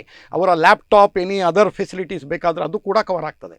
ಸೊ ಹಾಗೆ ಅವರು 100% ಇಂಡಿಪೆಂಡೆಂಟ್ ಆಗ್ಬೋದು ಎಜುಕೇಷನ್ ಲೋನ್ ತಗೊಂಡ್ರೆ. They need not depend on the parents are any other financial supporters. ಒಂದು. ಎರಡನೇದ್ದು, ಎಜುಕೇಷನ್ ಲೋನ್ ಇದ್ದರೆ ಅವರಿಗೆ ರೆಸ್ಪಾನ್ಸಿಬಿಲಿಟಿ ಜಾಸ್ತಿ ಆಗ್ತದೆ. ಸೊ ನನ್ನ ತಲೆ ಮೇಲೆ ಒಂದು ಲೋನ್ ಉಂಟು, ಹಾಗೆ ನಾನು ಹಾರ್ಡ್ ವರ್ಕ್ ಮಾಡಿ ಒಳ್ಳೆಯ ಉದ್ಯೋಗ ಪಡಿಬೇಕು, ಒಳ್ಳೆಯ ಒಂದು ಬಿಸ್ನೆಸ್ ಸ್ಟಾರ್ಟ್ ಮಾಡಬೇಕು, ಅದರಲ್ಲಿ ಅರ್ನ್ ಮಾಡಬೇಕು, ಈ ಎಜುಕೇಷನ್ ಲೋನನ್ನು ವಾಪಸ್ ಕಟ್ಟಬೇಕು ದೇಶಕ್ಕೆ ಅನ್ನುವ ಒಂದು ಪಾಸಿಟಿವ್ ಥಿಂಕಿಂಗ್ ಬರ್ತದೆ. ಎರಡನೇದ್ದು, ಈ ಎಜುಕೇಷನ್ ಲೋನ್ನಿಂದ ಅವರಿಗೆ ಬೆಟರ್ ಏನು ಅಂದರೆ, ಅವರೀಗ ನೋಡಿ ಅವರಿಗೆ 3 years ಮೊರಟೋರಿಯಂ ಪೀರಿಯಡ್ ಸಿಗ್ತದೆ. ಆ 3 ವರ್ಷ ಅಂದರೆ 2 ವರ್ಷ ಸ್ಟಡಿ ಮಾಡುವಾಗ ಮತ್ತೆ ಒಂದು 6 ತಿಂಗಳು ಜಾಬ್ ಸಿಗುವವರೆಗೆ ಆ ಟೈಮ್ನಲ್ಲಿ ಅವರು ಇಂಟ್ರೆಸ್ಟ್ ಕಟ್ಟಲಿಕ್ಕಿಲ್ಲ, ಇಂಟ್ರೆಸ್ಟ್ ಕ್ಯಾಲ್ಕುಲೇಷನೇ ಇಲ್ಲ. ಆ ಟೈಮ್ನಲ್ಲಿ ಇಂಟ್ರೆಸ್ಟನ್ನು ಗೌರ್ಮೆಂಟೇ ಕಟ್ತದೆ. ಸೊ 2.5 ವರ್ಷದಿಂದ 3 ವರ್ಷ ಅವರಿಗೆ ಇಂಟ್ರೆಸ್ಟ್ ಫ್ರೀ ಲೋನ್ ಆಯಿತು, ಫಸ್ಟ್ ಒನ್. ಸೆಕೆಂಡ್ ಒನ್, ಅವರಿಗೆ ಜಾಬ್ ಆದ ಕೂಡಲೇ ಅವರಿಗೆ ಒಂದು ಒಳ್ಳೆ ಜಾಬ್ ಆಗ್ತದೆ. MBA ಅಥವಾ MCA ಮಾಡಿದರೆ ಜಾಬ್ ಆದ ನಂತರ ಅವರು ಪುನಃ ಇನ್ಕಮ್ ಟ್ಯಾಕ್ಸ್ ಕಟ್ಟಬೇಕು. ಪ್ರತಿಯೊಬ್ಬನು ಒಳ್ಳೆ ಅರ್ನ್ ಮಾಡುವಾಗ he or she has to pay the income tax. ಈ ಇನ್ಕಮ್ ಟ್ಯಾಕ್ಸ್ ಪೇ ಮಾಡೋದು ಅವರು ಎಷ್ಟು ಮಾಡ್ತಾರಾ ಅದು ಇಂಟ್ರೆಸ್ಟ್ ಆಫ್ ದಿ ಎಜುಕೇಷನ್ ಲೋನ್ನಲ್ಲಿ ವೈವ್ ಆಗ್ತದೆ. ಅಂದರೆ ಈಗ ನೀವು ಮನೆ ಹೋಮ್ ಲೋನ್ ಇದ್ದ ಹಾಗೆ ಈ ಉದ್ಯೋಗ ಇದ್ದವರಿಗೆ ಹೋಮ್ ಲೋನ್ ಇರುವಾಗ ಹೋಮ್ ಲೋನ್ನ ಇಂಟ್ರೆಸ್ಟ್ ಅವರ ಇನ್ಕಮ್ ಟ್ಯಾಕ್ಸ್ನಲ್ಲಿ ಅಡ್ಜಸ್ಟ್ ಆಗ್ತದೆ. ಹಾಗೆ ಹೋಮ್ ಲೋನ್ ಇಂಟ್ರೆಸ್ಟ್ ಫ್ರೀ ಅಂತ ಆಗ್ತದೆ ಅವರಿಗೆ ಎವರೇಜ್ ನೋಡುವಾಗ. ಹಾಗೆ ಇಲ್ಲಿ ಎಜುಕೇಷನ್ ಲೋನ್ನ ಇಂಟ್ರೆಸ್ಟ್ ಅವರ ಇನ್ಕಮ್ ಟ್ಯಾಕ್ಸ್ಗೆ ಅಡ್ಜಸ್ಟ್ ಆಗೋದ್ರಿಂದ ಅವರಿಗೆ ಎಜುಕೇಷನ್ ಲೋನ್ ಇಂಟ್ರೆಸ್ಟ್ ಫ್ರೀ ಅಂತ ಆಗ್ತದೆ. ಮತ್ತು ಅವರಿಗೆ 16 ವರ್ಷ ಟೈಮ್ ಸಿಗ್ತದೆ ಫ್ಯೂಚರ್ನಲ್ಲಿ. After 3 years another 16 years. ಹೌದು, ಆ 16 ವರ್ಷದಲ್ಲಿ ಅವರು ಪ್ರಿನ್ಸಿಪಲ್, ಹೌದು, ಒಟ್ಟಿಗೆ 19 ವರ್ಷ ಆಯಿತು. ಈ ಪ್ರಿನ್ಸಿಪಲ್ ಅಮೌಂಟನ್ನು ಪೇ ಮಾಡಬೇಕು. ಇವರು ತಗೊಂಡದು ಓನ್ಲಿ 3 ಲಕ್ಷ. ಈ 16 ವರ್ಷದಲ್ಲಿ ಮನಿ ವ್ಯಾಲ್ಯೂ ತುಂಬ ಡಿಕ್ರೀಸ್ ಆಗಿ ಅವರಿಗೆ ಅದು ನಥಿಂಗ್ ಆಗ್ತದೆ ವಾಪಸ್ ಕೊಡೋದು. ಎಗೈನ್ ಪ್ರಿನ್ಸಿಪಲ್ ಅಮೌಂಟ್ನಲ್ಲಿ ಕೂಡ ಸರ್ಟೆನ್ ಅಮೌಂಟ್, ವರ್ಷಕ್ಕೆ ಒಂದು 1.5 ಲಕ್ಷ ರೂಪಾಯಿ ನೀವು ಇನ್ಕಮ್ ಟ್ಯಾಕ್ಸ್ನಲ್ಲಿ ಸೇವ್ ಮಾಡಿ ಅದನ್ನು ಬೆನಿಫಿಟ್ ತೊಗೊಳ್ಳಿಕ್ಕಾಗ್ತದೆ. ಹಾಗೆ ಪ್ರಿನ್ಸಿಪಲ್ ಅಮೌಂಟ್ ಕೂಡ ಅವರಿಗೆ ಅದರಲ್ಲಿ ಬೆನಿಫಿಟ್ ಸಿಗ್ತದೆ. ಹಾಗೆ investing for there future career career through education loan is a smart decision compared to investing through their parents' money ಅನ್ನೋದು ನನ್ನ ಅಭಿಮತ. ಎಸ್ ಸರ್, ಈಗ ತಾವು ನಿಮ್ಮ ಮಾತುಕತೆಯಲ್ಲಿ ಹೇಳಿದ್ರಿ, ಲೀಡರ್ಶಿಪ್ನ ಬಗ್ಗೆ ಹೇಳಿದಿರಿ, ಅವರ ಕಾಂಪಿಟೆನ್ಸ್ನ ಬಗ್ಗೆ ಹೇಳಿದಿರಿ, ಅವರ ಟ್ಯಾಲೆಂಟ್ಸ್ನ ಬಗ್ಗೆ ಹೇಳಿದಿರಿ. ಈಗ PIM ಅಂದರೆ ಪೂರ್ಣಪ್ರಜ್ಞಾ ಇನ್ಸ್ಟಿಟ್ಯೂಟ್ ಆಫ್ ಮ್ಯಾನೇಜ್ಮೆಂಟ್, ಇದರಲ್ಲಿ ಮಕ್ಕಳ ಸರ್ವಾಂಗೀಣ ಅಭಿವೃದ್ಧಿಯಲ್ಲಿ ನಿಮ್ಮ ಕಾಲೇಜು ಎಷ್ಟು ಸಪೋರ್ಟ್ ಮಾಡುತ್ತೆ? ಯಾಕಂದ್ರೆ ನಮ್ಮ ಮಕ್ಕಳಲ್ಲಿ ಈಗ ನೀವು ಹೇಳಿದ್ರೆ ZenZ, ಇನ್ನು ಬರುವಂಥದ್ದು Zen Alpha, ಸೊ ಅವರಲ್ಲಿ ಬೇರೆ ಬೇರೆ ಟ್ಯಾಲೆಂಟ್ ಇರುತ್ತೆ. May be singer, may be debater, ಇದೆಲ್ಲ, ಮತ್ತೆ connection to the corporate level. So ಈ ಸಂದರ್ಭದಲ್ಲಿ ಅವ್ರಿಗೆ ಹೋಗುವಾಗ ಲೀಡರ್ಶಿಪ್ ಅಂತ ಹೇಳಿದ್ರೆ ಭಾರಿ ಮಾತುಗಾರಿಕೆ ಮಾತ್ರ ಅಲ್ಲ, ಅದು ಬಿಟ್ಟು ಬೇರೆ ಏನು ಆಲ್ರೌಂಡ್ ಡೆವಲಪ್ಮೆಂಟ್ ಅಲ್ಲಿ ಕಾಲೇಜ್ ನಮ್ಮ ಮಕ್ಕಳಿಗೆ ಸಪೋರ್ಟ್ ಮಾಡ್ತಾರೆ. ಹೌದು. ಸೊ ಅದೊಂದು ನಾವೊಂದು ಹೊಸ ಕಾನ್ಸೆಪ್ಟ್ ಆ್ಯಡ್ ಮಾಡಿದ್ದೇವೆ.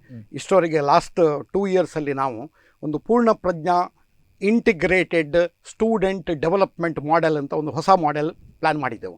ಅದರ ಪ್ರಕಾರ ಸ್ಟೂಡೆಂಟ್ಗಳದ್ದು ಎಂಟೈರ್ 2 ಇಯರ್ಸ್ ಹೇಗೆ ನಾವು ಪ್ಲ್ಯಾನ್ ಮಾಡಬೇಕು, ವಾಟ್ ಟೈಪ್ ಆಫ್ ಕರಿಕ್ಯುಲಮ್ ಮತ್ತು ಇಂಡಸ್ಟ್ರಿ ಓರಿಯೆಂಟೆಡ್ ಕರಿಕ್ಯುಲಮ್ ಕೊಡಬೇಕು, ಹೇಗೆ ಅದನ್ನು ಎಕ್ಸ್ಪೀರಿಯನ್ಷಿಯಲ್ ಲರ್ನಿಂಗ್ ಮಾಡ್ಬೋದು, ಅದರ ಬಗ್ಗೆ ಒಂದು ಡಿಸ್ಕಸ್ ಮಾಡಿ ಒಂದು ಮಾಡೆಲ್ ಡೆವಲಪ್ಮೆಂಟ್ ಮಾಡಿದ್ದೇವೆ. ಈ ಮಾಡೆಲ್ಗೆ ನಾನು ಹೆಚ್ಚು ಹೇಳಲಿಕ್ಕೆ ಆಗೋದಿಲ್ಲ ಈಗ ಸಮಯದ ಅಭಾವದಿಂದ. ಮತ್ತು ಈ ಮಾಡೆಲನ್ನು ಅದರಲ್ಲಿ ಅವರು ಆಲ್ರೌಂಡ್ ಡೆವಲಪ್ಮೆಂಟ್ ಆಗಿ ಅವರು ಒಬ್ಬರು CEO ಆಗಲಿಕ್ಕೆ ಏನೆಲ್ಲ ಕ್ಯಾರೆಕ್ಟರಿಸ್ಟಿಕ್ಸ್ ಬೇಕು, what are the key performance indicators of A CEO ಅಂತ ಐಡೆಂಟಿಫೈ ಮಾಡಿ 10 ಏರಿಯಾಗಳನ್ನು ಐಡೆಂಟಿಫೈ ಮಾಡಿ ಆ 10 ಏರಿಯಾಗಳಲ್ಲಿ ಸ್ಟೂಡೆಂಟ್ಗಳದ್ದು ಆಲ್ರೌಂಡ್ ಡೆವಲಪ್ಮೆಂಟ್ ಆಗುವ ಹಾಗೆ ನಾವು ನಮ್ಮ ಮಾಡೆಲನ್ನು ಇಂಪ್ಲಿಮೆಂಟ್ ಮಾಡ್ತಾ ಇದ್ದೇವೆ. ಎರಡನೇದಾಗಿ ನಾವು ಏನು ಮಾಡಿದ್ರು ಅದು ಸ್ಟೂಡೆಂಟ್ಗಳಿಗೆ ರೀಚ್ ಆಗಬೇಕು.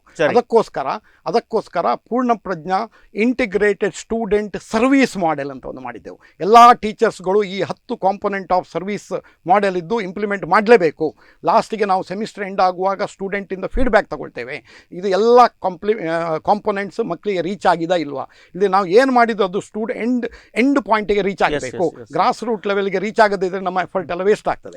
ಅದಕ್ಕೋಸ್ಕರ 2ನೇ ಮಾಡೆಲ್. ಮತ್ತು ನಾವು ಈ ಟ್ರೈನಿಂಗಿಗೆ ಮತ್ತು ಫೆಸಿಲಿಟಿಗೆ ನಾವು ಡಿಜಿಟಲ್ ಆಗಿರೋದ್ರಿಂದ ನಮ್ಮದು ಲೈಬ್ರರಿನೆಲ್ಲ ಡಿಜಿಟೈಸೇಷನ್ ಮಾಡಿ ಪೂರ್ಣ ಪ್ರಜ್ಞಾ ಡಿಜಿಟಲ್ ಲೈಬ್ರರಿ ಅಂತ ಒಂದು ಮಾಡಿದ್ದೇವೆ.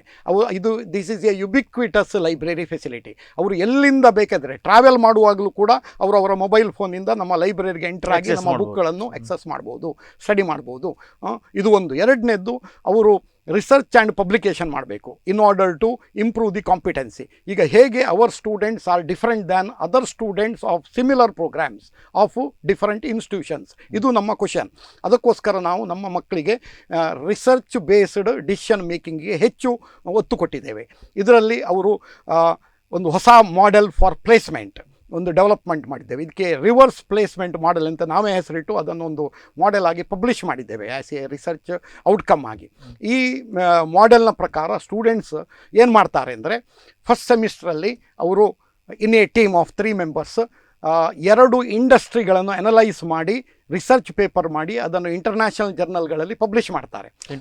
ಇಂಟರ್ನ್ಯಾಷನಲ್ ಜರ್ನಲಲ್ಲಿ ಪಬ್ಲಿಷ್ ಮಾಡಿ ಆ ಆರ್ಟಿಕಲ್ಗಳು ಗೂಗಲ್ ಸ್ಕಾಲರ್ನಲ್ಲಿ ಸರ್ಚಿಗೆ ಸಿಗಬೇಕು. ಯಾರಾದರೂ ಆ ಪೇಪರ್ನ ಹೆಸರು ಅಥವಾ ಆಥರ್ನ ಹೆಸರು ಅಥವಾ ಆ ಕೀವರ್ಡನ್ನು ಹಾಕಿ ಗೂಗಲ್ ಸ್ಕಾಲರ್ ಸರ್ಚ್ ಮಾಡಿದರೆ ಈ ಪೇಪರ್ಗಳು ಎದುರು ಬರಬೇಕು. And they should be able to download these papers from any corner of the world. So ಇದು ನಮ್ಮ ಆಬ್ಜೆಕ್ಟಿವ್ ಆ್ಯಂಡ್ ಮಾಡ್ತಾ ಇದ್ದೇವೆ ಇವಾಗಲೇ. ನಮ್ಮ ಸ್ಟೂಡೆಂಟ್ಸ್ ಫಸ್ಟ್ ಸೆಮಿಸ್ಟ್ರಲ್ಲಿ ಪ್ರತಿ ಸ್ಟೂಡೆಂಟ್ಸ್ 2 ಇಂಡಸ್ಟ್ರಿ ಅನಾಲಿಸಿಸ್ ಪೇಪರ್ಸ್ ಮಾಡಿ ಪಬ್ಲಿಷ್ ಮಾಡ್ತಾರೆ. ಸೆಕೆಂಡ್ ಸೆಮಿಸ್ಟ್ರಲ್ಲಿ 2 ಕಂಪೆನಿ ಅನಾಲಿಸಿಸ್ ಪೇಪರ್ ಮಾಡಿ ಪಬ್ಲಿಷ್ ಮಾಡ್ತಾರೆ. ಅವರಿಗೆ ನಾವು ಫಾರ್ಚೂನ್ 500 ಕಂಪೆನೀಸ್ಗಳದ್ದು ಹೆಸರು ಕೊಡ್ತೇವೆ. ಅವರು ಆ ಕಂಪೆನಿಗಳನ್ನು ಐಡೆಂಟಿಫೈ ಮಾಡಿ ಅವರಿಗೆ, ಅಂದರೆ 2 ಕಂಪೆನಿ, ಒಂದು ಫಾರ್ಚೂನ್ 500 ನಾವು ಕೊಡೋದು, ಇನ್ನೊಂದು ಅವರೇ ಚೂಸ್ ಮಾಡೋದು, ಅವರ ಡ್ರೀಮಿನ ಆಪ್ಷನ್ ಉಂಟು. ಹೌದು, ಅವರಿಗೆ ಆಪ್ಷನ್ ಉಂಟು. ಸೊ ಅವರು ಹಾಗೆ 2 ಕಂಪೆನಿ ಅನಾಲಿಸಿಸ್ ಪೇಪರ್ ಮಾಡಿ ಪಬ್ಲಿಷ್ ಮಾಡಿ ಅದು ಕೂಡ ಆ ಪೇಪರ್ ಪಬ್ಲಿಕ್ನಲ್ಲಿ ಗ್ಲೋಬಲಿ ಸರ್ಚಿಗೆ ಸಿಗ್ತದೆ. ಮತ್ತು 3ನೇ ಸೆಮಿಸ್ಟ್ರಲ್ಲಿ ಅವರು 2 CEOಗಳನ್ನು ಐಡೆಂಟಿಫೈ ಮಾಡಿ ಅನಲೈಸ್ ಮಾಡಿ ಅವರದ್ದು ಕೀ ಪರ್ಫಾರ್ಮೆನ್ಸ್ ಇಂಡಿಕೇಟರ್ಸ್ ಅಂಥದ್ದೆಲ್ಲ, ಅದರಲ್ಲಿ ಕೆಲವು CEO ಮ್ಯಾಟ್ರಿಕ್ಸ್ ಅಂತ ಎಲ್ಲ ಮಾಡೆಲ್ಸ್ ಅನಾಲಿಸಿಸ್ ಫ್ರೇಮ್ವರ್ಕ್ಸ್ ಎಲ್ಲ ಇದೆ ನಮ್ಮದು. ಅದನ್ನೆಲ್ಲ ಯೂಸ್ ಮಾಡಿ ಒಳ್ಳೆಯ ಪೇಪರ್ ಮಾಡಿ ಇಂಟರ್ನ್ಯಾಷನಲಿ ಪಬ್ಲಿಷ್ ಮಾಡ್ತಾರೆ. ಮತ್ತು 4ನೇ ಸೆಮಿಸ್ಟರ್ನಲ್ಲಿ ಅವರ ಡ್ರೀಮ್ ಕಂಪನಿಯ 2 ಪೇಟೆಂಟ್ಗಳನ್ನು ಐಡೆಂಟಿಫೈ ಮಾಡಿ ಆ ಪೇಟೆಂಟ್ಗಳನ್ನು ಅನಲೈಸ್ ಮಾಡಿ ಅವುಗಳನ್ನು ಪೇಟೆಂಟ್ ಅನಾಲಿಸಿಸ್ ಪೇಪರ್ ಆಗಿ ಪಬ್ಲಿಷ್ ಮಾಡ್ತಾರೆ. ಅಂದರೆ ನಮ್ಮ MBA ಸ್ಟೂಡೆಂಟ್ಸ್ 2 ವರ್ಷದಲ್ಲಿ 8 ರಿಸರ್ಚ್ ಪೇಪರ್ ಡೆವಲಪ್ಮೆಂಟ್ ಮಾಡಿ ಪಬ್ಲಿಷ್ ಮಾಡ್ತಾರೆ. ಇದಕ್ಕೆ ಏನು ಇಷ್ಟು ಫಾಸ್ಟಾಗಿ, ಈಗ ಹಿಂದಿನ ಕಾಲದಲ್ಲಿ ನಾವೆಲ್ಲ PhD ಮಾಡುವಾಗ ಎಂಟೈರ್ PhDಗೆ 2 ಪೇಪರ್ ಪಬ್ಲಿಷ್ ಮಾಡಬೇಕಾಗಿದ್ದದ್ದು. ಈಗ ಇವರು 2 ವರ್ಷದಲ್ಲಿ ಅವರ ಲೀಡರ್ಶಿಪ್ಪು ಮತ್ತು ಮ್ಯಾನೇಜ್ಮೆಂಟ್ ರಿಲೇಟೆಡ್ ಸಬ್ಜೆಕ್ಟ್ಗಳನ್ನು ಸ್ಟಡಿ ಮಾಡಿಕೊಂಡು ಹೇಗೆ ಇಷ್ಟು ರಿಸರ್ಚ್ ಮಾಡ್ತಾರೆ ಅಂದರೆ they are using artificial intelligence technology. So ಅವರಿಗೆ ನಾವು ಆರ್ಟಿಫಿಷಿಯಲ್ ಇಂಟೆಲಿಜೆನ್ಸ್ ಟೂಲ್ಸ್ಗಳನ್ನು ಈ ರಿಸರ್ಚ್ಗೆ ಹೇಗೆ ಯೂಸ್ ಮಾಡಬಹುದು ಹೌದು. ಅದರಿಂದಾಗಿ ಅವರ ಪ್ರೊಡಕ್ಟಿವಿಟಿ ತುಂಬ ಇಂಪ್ರೂವ್ ಆಗ್ತದೆ. ಸೊ ಮತ್ತು ಕಾನ್ಫಿಡೆನ್ಸ್ ಕೂಡ ಇಂಪ್ರೂವ್ ಆಗ್ತದೆ. ಸೊ ನಮ್ಮ ಸ್ಟೂಡೆಂಟ್ಸ್ಗಳು ಈ ವರ್ಷ ಸುಮಾರು ಸ್ಟೂಡೆಂಟ್ಸ್ಗಳು 8 ಪೇಪರ್ ಪಬ್ಲಿಷ್ ಮಾಡಿದ್ದಾರೆ. ಈ ಪಬ್ಲಿಷ್ ಮಾಡಿದ ಪೇಪರನ್ನು ಅವರು ಆ ಕಂಪನಿಯ CEOಗೆ ಲಿಂಕ್ಡ್ ಇನ್ ಪ್ರೊಫೈಲ್ನಲ್ಲಿ ಅವರು ಆ್ಯಡ್ ಮಾಡ್ತಾರೆ. CEO ಗೊತ್ತಾಗ್ತದೆ, ನನ್ನ ಬಗ್ಗೆ ಒಂದು ಪೇಪರ್ ಪಬ್ಲಿಷ್ ಆಗಿದೆ ಎಂಟೈರ್ ವರ್ಲ್ಡ್. ಎಲಾನ್ ಮಸ್ಕ್ನ ಪೇಪರ್ ಪಬ್ಲಿಷ್ ಮಾಡಿದ್ದೇವೆ ನಾವು. ಎಲ್ಲ ಟಾಪ್ ಓಪನ್ AI CEO ಆಗಲಿ, ಮೈಕ್ರೋಸಾಫ್ಟ್ನ CEO ಆಗಲಿ, ಸತ್ಯ ನಡೆಲ್ಲ ಅನ್ನೋದು ಪೇಪರ್ CEO ಅನಾಲಿಸಿಸ್ ಪಬ್ಲಿಷ್ ಮಾಡಿದ್ದೇವೆ. ಮೈಕ್ರೋಸಾಫ್ಟ್ನ ಬಗ್ಗೆ ಕಂಪನಿ ಅನಾಲಿಸಿಸ್ ಪಬ್ಲಿಷ್ ಮಾಡಿದ್ದೇವೆ. ಮೈಕ್ರೋಸಾಫ್ಟ್ನ 2 ಪೇಟೆಂಟ್ಗಳನ್ನು ಅನಲೈಸ್ ಮಾಡಿ ಪಬ್ಲಿಷ್ ಮಾಡಿದ್ದೇವೆ. ಈಗ ಮೈಕ್ರೋಸಾಫ್ಟ್ ಅಂತ ನೀವು ಗೂಗಲ್ ಸ್ಕಾಲರ್ಲಿ ಸರ್ಚ್ ಮಾಡಿದರೆ ನಮ್ಮ ಮಕ್ಕ ಪೇಪರ್ ಬರ್ತದೆ. ಸೊ ಇದನ್ನೆಲ್ಲ ಅವರ ಲಿಂಕ್ಡ್ ಇನ್ ಪ್ರೊಫೈಲಿಗೆ ಅಪ್ಲೋಡ್ ಮಾಡಿ, ಲಿಂಕ್ ಮಾಡಿ, ಅವರಿಂದ ಇನ್ವಿಟೇಷನ್ ಬರಬೇಕು ನಮ್ಮ ಸ್ಟೂಡೆಂಟ್ಗಳಿಗೆ, ನೀನು ಇಷ್ಟು ಪರ್ಫಾರ್ಮ್ ಮಾಡಿದ್ಯಾ, ಯು ಜಾಯ್ನ್ ಅವರ್ ಇನ್ಸ್ಟಿಟ್ಯೂಷನ್ ಅಂತ. ಸೊ ನಾವು ಅಪ್ಲೈ ಮಾಡೋದಲ್ಲ, ನಮ್ಮ ಸ್ಟೂಡೆಂಟ್ ಅಪ್ಲೈ ಮಾಡೋದಲ್ಲ, ಅಲ್ಲಿಂದ ಅವರು ರಿಕ್ವೆಸ್ಟ್ ಕಳಿಸ್ಬೇಕು. ಇದಕ್ಕೆ ರಿವರ್ಸ್ ಪ್ಲೇಸ್ಮೆಂಟ್ ಮಾಡೆಲ್ ಅಂತ ಹೆಸರಿಟ್ಟಿದ್ದೇವೆ. ಇದನ್ನು ನಾವು ಎಕ್ಸ್ಪೆರಿಮೆಂಟಲಿ ಮಾಡ್ತಾ ಇದ್ದೇವೆ. ಈ ವರ್ಷದಿಂದ ನಮ್ಮ ಮಕ್ಕಳು ಸುಮಾರು ಒಂದು 7-8 ಜನ ಇವಾಗಲೇ 8 ಪೇಪರ್ ಪಬ್ಲಿಷ್ ಮಾಡಿ ಆಗಿದೆ. 8 ಪೇಪರ್. ಈಗ ಕೋಸ್ಟಲ್ ಏರಿಯಾದಲ್ಲಿ MBA ಕೋರ್ಸ್ ಕೊಡುವಂತ ಸಾಕಷ್ಟು ಕಾಲೇಜುಗಳಿವೆ, ದೊಡ್ಡ ದೊಡ್ಡ ಕ್ಯಾಂಪಸ್ಗಳಿವೆ. Why Poornaprajna is different from these campus? ಹೌದು, ಇದಕ್ಕೆ ನಾವು ನಮ್ಮ ಮಾಡೆಲ್ ಆಫ್ ಸ್ಟೂಡೆಂಟ್ ಡೆವಲಪ್ಮೆಂಟೇ ಸಾಕ್ಷಿ. ನಮಗೆ ಔಟ್ಕಮ್ ಬೇಸ್ಡ್ ಎಜುಕೇಷನ್ಗೆ ಹೆಚ್ಚು ಇಂಪಾರ್ಟೆನ್ಸ್ ಕೊಡ್ತೇವೆ. ನಮ್ಮದು ಕ್ಯಾಂಪಸ್ ಸ್ವಲ್ಪ ಸಣ್ಣದಿರ್ಬೋದು, ಬಟ್ ಎಲ್ಲ ಕ್ಲಾಸ್ ರೂಮ್ಗಳು ಏರ್ ಕಂಡೀಷನ್ಡ್ ಕ್ಲಾಸ್ ರೂಮ್ಸ್.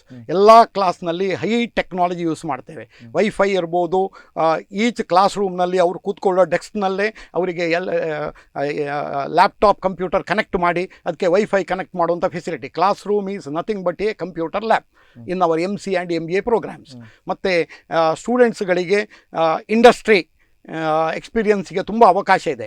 ನಾವೇ ಒಂದು ಇಲ್ಲಿಗ ಉಡುಪಿ ಇದು ಮ್ಯಾನೇಜ್ಮೆಂಟ್ ಅಸೋಸಿಯೇಷನ್ ಅಂತ ಒಂದು ಅಸೋಸಿಯೇಷನ್ ಮಾಡಿದ್ದೇವೆ. It is A registered body promoted by Poornaprajna institute of management. So ಇದರಲ್ಲಿ ನಾವು ಎಲ್ಲ ಉಡುಪಿಯಲ್ಲಿರುವ ಇಂಡಸ್ಟ್ರಿಗಳನ್ನು, ಕಂಪನಿಗಳನ್ನೆಲ್ಲ, ಅಲ್ಲಿಯ CEOಗಳನ್ನು, ಅಲ್ಲಿಯ ಎಕ್ಸಿಕ್ಯೂಟಿವ್ಗಳನ್ನು ಕೂಡ ಮೆಂಬರ್ ಮಾಡ್ತಾ ಇದ್ದೇವೆ. ಮತ್ತು ಇನ್ನೊಂದು ಅಂದರೆ ಬೇಸ್ಡ್ ಆನ್ ವೇರಿಯಸ್ ಸ್ಟ್ರಾಟಜೀಸ್, ಇನ್ನೊಂದು ಪೂರ್ಣಪ್ರಜ್ಞಾ ಬಿಸ್ನೆಸ್ ಅವಾರ್ಡ್ ಅಂತ ಆ್ಯನ್ಯುವಲ್ ಅವಾರ್ಡ್ ಕೊಡ್ತಾ ಇದ್ದೇವೆ. ಅದಕ್ಕೋಸ್ಕರ ನಮ್ಮ ಸ್ಟೂಡೆಂಟ್ಸ್ಗಳು ಎಲ್ಲ ಇಂಡಸ್ಟ್ರಿ ಕಂಪನಿಗಳಿಗೆ ಹೋಗಿ ಅಲ್ಲಿಂದ ಇನ್ಫಾರ್ಮೇಷನ್ ಕಲೆಕ್ಟ್ ಮಾಡ್ತಾರೆ. ಇದರಿಂದಾಗಿ ನೆಟ್ವರ್ಕಿಂಗ್ ಜಾಸ್ತಿ ಆಗ್ತದೆ. ಸೊ ನಮ್ಮ ರಿಲೇಶನ್ಶಿಪ್ ಬೆಳೀತದೆ. ಹೌದು. ಹಾಗೆ ನಮ್ಮ ಸ್ಟೂಡೆಂಟ್ಸ್ಗಳಿಗೆ ಇಂಟರ್ನ್ಶಿಪ್ಗೆ ಆಪರ್ಚುನಿಟಿ, ಪ್ರಾಜೆಕ್ಟಿಗೆ ಆಪರ್ಚುನಿಟಿ, ಇದೆಲ್ಲ ನಮಗೆ ಹೊರಗಿನಿಂದ ಸಿಗ್ತದೆ. So our students are different than other MBA students based on these 2 areas. ಒಂದು ನೆಟ್ವರ್ಕಿಂಗ್, ಎರಡನೇದು ರಿಸರ್ಚ್. ನಮ್ಮದು ರಿಸರ್ಚ್ ಫೋಕಸ್ ಆಗಿರೋದ್ರಿಂದ ಹಾಸ್ಟೆಲ್ ಫೆಸಿಲಿಟಿ ಏನಾದರೂ ಇದೆ. ನಮ್ಮ ಕ್ಯಾಂಪಸ್ನ ಒಳಗೆ ಮೆನ್ಸ್ ಹಾಸ್ಟೆಲು ಇದೆ, ಲೇಡೀಸ್ ಹಾಸ್ಟೆಲು ಇದೆ. ಮಿಡ್ ಡೇ ಮೀಲ್ ಓನ್ಲಿ ನಾವು ವೆಜಿಟೇರಿಯನ್ ಫುಡ್ ಕೊಡೋದು based on our tradition and culture. ಸರಿ, ಕೊನೆಯ ಪ್ರಶ್ನೆಯನ್ನು ಕೇಳ್ತಿದ್ದೇನೆ. ನೀವು ಸಾಕಷ್ಟು ಕಡೆಗಳಲ್ಲಿ ಉಪಕುಲಪತಿಗಳಾಗಿದ್ರಿ, ಪ್ರೊಫೆಸರ್ ಆಗಿದ್ರಿ, ಡೀನ್ ಆಗಿದ್ರಿ, HOD ಆಗಿದ್ರಿ. ಸೊ ನಿಮ್ಮ ಪ್ರಕಾರ PPC ಯಾಕೆ ಬೆಸ್ಟ್? ಅಲ್ಲ, ಇದು ಒಂದು ಸಣ್ಣ ಇನ್ಸ್ಟಿಟ್ಯೂಷನ್. ಒಂದು ಸಾಗರ ಸಣ್ಣ ಇನ್ಸ್ಟಿಟ್ಯೂಷನ್ ಹೇಳಿದರೆ ನಾವು ಯೂನಿವರ್ಸಿಟಿ ಅಲ್ಲ, ಒಂದು institution. But world class institution. ಯಾಕೆಂದರೆ ನಾವು SSRN social science research network, Elsevier USA ಅದರ ಒಂದು ಅನಾಲಿಸಿಸ್ ಪ್ರಕಾರ ನಾವು ಇಂಡಿಯಾದಲ್ಲಿ ಟಾಪ್ ಇದ್ದೇವೆ in terms of research publication. So ಅದು ನಮಗೆ ಹೆಮ್ಮೆ. ಈವನ್ ನಾನು ಕೂಡ ಅಲ್ಲಿ ranked 1 in SSRN networking in research in the entire world. So ನಾನು ಸುಮಾರು 1500 ರಿಸರ್ಚ್ ಪೇಪರ್ ಪಬ್ಲಿಷ್ ಮಾಡಿದ್ದೇನೆ. ಮತ್ತು ನಾವು ಈಗ ಪೂರ್ಣಪ್ರಜ್ಞಾದಲ್ಲಿ MBA MCA ಅಲ್ಲದೆ PhD ಪ್ರೋಗ್ರಾಮು ಸ್ಟಾರ್ಟ್ ಮಾಡಿದ್ದೇವೆ. ಪೋಸ್ಟ್ ಡಾಕ್ಟೋರಿಯಲ್ ರಿಸರ್ಚ್ ಪ್ರೋಗ್ರಾಮ್ ಕೂಡ ಸ್ಟಾರ್ಟ್ ಮಾಡಿದ್ದೇವೆ. ನಮಗೆ ಆಲ್ ಓವರ್ ವರ್ಲ್ಡ್ನಿಂದ ಸುಮಾರು ಸ್ಟೂಡೆಂಟ್ಸ್ ಪೋಸ್ಟ್ ಡಾಕ್ ಮಾಡ್ತಾ ಇದ್ದಾರೆ ಆನ್ಲೈನಲ್ಲಿ. ಹಾಗೆ ಎಲ್ಲ ಈಗ ನೆಕ್ಸ್ಟ್ ಇನ್ನು ವಾಪಸ್ BBA in super specialisation like logistics, business analytics ಕೂಡ ಇನ್ ಫ್ಯೂಚರ್ನಲ್ಲಿ ಸ್ಟಾರ್ಟ್ ಮಾಡ್ತಾ ಇದ್ದೇವೆ. Both horizontal expansion and vertical ಎಕ್ಸ್ಪಾನ್ಷನ್ಗೆ ಫೋಕಸ್ ಮಾಡ್ತಾ ಇದ್ದೇವೆ. ಇಷ್ಟೆಲ್ಲ ಮಾಡಿದ ಮೇಲೆ ಈಗ ಈಗ ನೀವು ಹೇಳಿದರೆ ರಿಸರ್ಚ್ ಪೇಪರ್ ಎಲ್ಲ ಮಾಡುವಾಗ ಅವರೆಲ್ಲರೂ ಓಪನ್ ಆಗುತ್ತೆ, ಅವರಿಗೆ ಎಲ್ಲ ತಿಳಿದುಕೊಂಡು ಬರುತ್ತೆ, they only has to join our company. ಆದರೂ ಕೂಡ ನನ್ನಂಥವ ಸಾಧಾರಣವ ಅಷ್ಟೇನು ಟ್ಯಾಲೆಂಟ್ ಇಲ್ಲದವ ಪ್ಲೇಸ್ಮೆಂಟ್ಗೆ ಕ್ಯಾಂಪಸ್ ಸೆಲೆಕ್ಷನ್ ಉಂಟಾ? ನಮ್ಮ ಹತ್ರ 2 ಪ್ಲೇಸ್ಮೆಂಟ್ ಮಾಡೆಲ್ ಇದೆ. ಒಂದು ಕನ್ವೆನ್ಷನಲ್ ಪ್ಲೇಸ್ಮೆಂಟ್ ಮಾಡೆಲ್.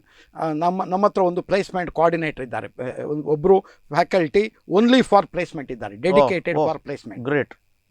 ನಮ್ಮ ಹತ್ರ ಒಂದು ಸೆಂಟರ್ ಇದೆ ಪ್ಲೇಸ್ಮೆಂಟಿಗೆ, ಕಾಲ್ಡ್ ಪೂರ್ಣಾಕ್ಷ ಅಂತ ಹೇಳಿ. ಪೂರ್ಣಾಕ್ಷ ಪ್ಲೇಸ್ಮೆಂಟ್ ಸೆಂಟರ್ನಿಂದ ಮಕ್ಕಳಿಗೆ ಸ್ಪೆಷಲ್ ಟ್ರೈನಿಂಗ್ ಪ್ಲೇಸ್ಮೆಂಟಿಗೋಸ್ಕರ ಕೊಡ್ತಾ ಇದ್ದೇವೆ. ಸೊ ಅದರ ಮುಖಾಂತರ ಅವರಿಗೆ ಇಂಟರ್ನ್ಶಿಪ್ಪಿಗೆ ಅವಕಾಶ, ಅವರಿಗೆ ಪ್ರಾಜೆಕ್ಟಿಗೆ ಅವಕಾಶ, ಮತ್ತು ವರ್ಷಕ್ಕೆ ಒಂದು ಪ್ಲೇಸ್ಮೆಂಟ್ ಜಾಬ್ ಫೇರ್ ಅಂತ ಮಾಡ್ತೇವೆ ನಾವು, ಇನ್ಸ್ಟಿಟ್ಯೂಷನಲ್ ಜಾಬ್ ಫೇರ್ ಅಂತ. ವರ್ಷದಲ್ಲಿ 1 ದಿನ ಆಫ್ಟರ್ ಸ್ಟೂಡೆಂಟ್ಸ್ ಬಿಕಮ್ಸ್ ಗ್ರ್ಯಾಜುಯೇಟ್ಸ್. ಮತ್ತು ಇನ್ನೊಂದು ನಾವು 15 ದಿನ ಪೂರ್ಣ ಪ್ರಜ್ಞಾ ಉದ್ಯೋಗ ಪಾಕ್ಷಿಕ ಅಂತ ಹೇಳಿ 15 ದಿನದ ಒಂದು ಪ್ರೋಗ್ರಾಮ್ ಮಾಡ್ತೇವೆ. ಅದರಲ್ಲಿ ಬೇರೆ ಬೇರೆ ಕಂಪನಿಗಳನ್ನು, ಬೇರೆ ಬೇರೆ ಗ್ಲೋಬಲ್ ಕಂಪನಿಗಳನ್ನು ಇನ್ವೈಟ್ ಮಾಡಿ ಆನ್ಲೈನ್ ಮತ್ತು ಆಫ್ಲೈನಲ್ಲಿ ಮಕ್ಕಳಿಗೆ ಪ್ಲೇಸ್ಮೆಂಟ್ ಇಂಟರ್ವ್ಯೂ ಮಾಡಿಸಿ students get opportunity to present themself and based on their interest they can choose any company.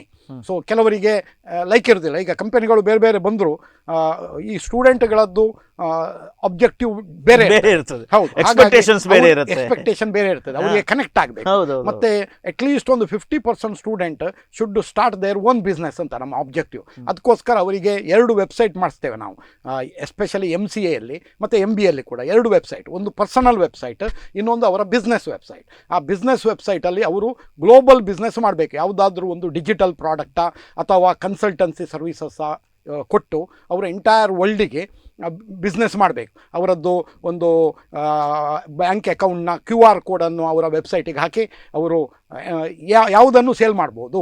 ಅದಕ್ಕೆ ನಾವು ಗಿಗ್ ಎಕಾನಮಿ ಬಿಸ್ನೆಸ್ ಅಂತ ಹೇಳ್ತೇವೆ. ಗಿಗ್ ಹೇಳಿದರೆ global internet based growing economy. ಇದೊಂದು ಹೊಸ ಕಾನ್ಸೆಪ್ಟ್. ಸೊ ಈ ಗಿಗ್ ಎಕಾನಮಿಯಲ್ಲಿ ಎಲ್ಲ ಸ್ಟೂಡೆಂಟ್ಗಳು ಅವರು ಸ್ಟಡಿ ಮಾಡುವಾಗ ಅವರು ಸೈಮಲ್ಟೇನಿಯಸ್ಲಿ ಸಮ್ ಬಿಸ್ನೆಸ್ ಕೂಡ ಮಾಡಬೇಕು. ಅದು ನಮ್ಮ ಆಬ್ಜೆಕ್ಟಿವ್. ಹಾಗೆ 2 ವೆಬ್ಸೈಟ್ ಮಾಡಿಸಿ ಅವರಿಗೆ ವೆಬ್ಸೈಟ್ ಡೆವಲಪ್ಮೆಂಟ್ ಮಾಡೋದು ಹೇಗೆ ಅಂತ ಹೇಳಿಕೊಟ್ಟು ಅದರ ಮುಖಾಂತರ ಅವರ ಪರ್ಸನಲ್ ವೆಬ್ಸೈಟ್ ಮತ್ತು ಬಿಸ್ನೆಸ್ ವೆಬ್ಸೈಟ್ ಮುಖಾಂತರ ಅವರನ್ನು ಓನ್ ಬಿಸ್ನೆಸ್ ಸ್ಟಾರ್ಟ್ ಮಾಡಲಿಕ್ಕೆ they should become an entrepreneur. That is the objective of MBA program. ಯಾರ ಕೈಗಳಿಗೆ ತಾನು ಮಾಡಿ ಬೇರೆಯವರಿಗೆ ಡೈಲಿ ಬ್ರೆಡ್ ಕೊಡುವಂತ ಜಾಬ್ ಕ್ರಿಯೇಟ್ ಮಾಡಬೇಕು ಅನ್ನೋದು ಆಬ್ಜೆಕ್ಟಿವ್ ಆಫ್. ಒಳ್ಳೆ ಐಡಿಯಾ ಇದು, ಒಳ್ಳೆ ಐಡಿಯಾ. ಸರಿ, ಪ್ರೊಫೆಸರ್ ಡಾಕ್ಟರ್ PS ಐತಾಳ್ರವರೇ, ನಮ್ಮ ಶಿಕ್ಷಾರ್ಥಿ ಕಾರ್ಯಕ್ರಮದಲ್ಲಿ ಬಂದು PPCಯಲ್ಲಿ PIM Poornaprajna institute of management ಇದರಲ್ಲಿ ಸಿಗುವಂಥ ಕೋರ್ಸ್ಗಳು, MBA ಮತ್ತು MCA ವಿದ್ಯಾರ್ಥಿಗಳಿಗೆ ಸಿಗುವಂಥ ವಿಪುಲ ಅವಕಾಶ ಮತ್ತು ಕಾಲೇಜ್ ಕೊಡುವಂಥ ಸಪೋರ್ಟು, ಪ್ಲೇಸ್ಮೆಂಟ್, ಇದರ ಬಗ್ಗೆ ಸಾಕಷ್ಟು ವಿವರ ಹೇಳಿದಿರಿ. ತಮ್ಮ ವಿವರಣೆಯನ್ನು ನೀಡಿದ್ದಕ್ಕೋಸ್ಕರ ನಮ್ಮ ಕಡೆಯಿಂದ ತಮಗೆ ವಂದನೆಗಳನ್ನು ಸಲ್ಲಿಸಿದ್ದೇನೆ. ಇಲ್ಲಿ ಬಂದದಕ್ಕಾಗಿ ತಮಗೆ ದೈಜುವಳ್ಳಿ ಉಡುಪಿ ಸ್ಟುಡಿಯೋದಿಂದ ನಮಸ್ಕಾರ.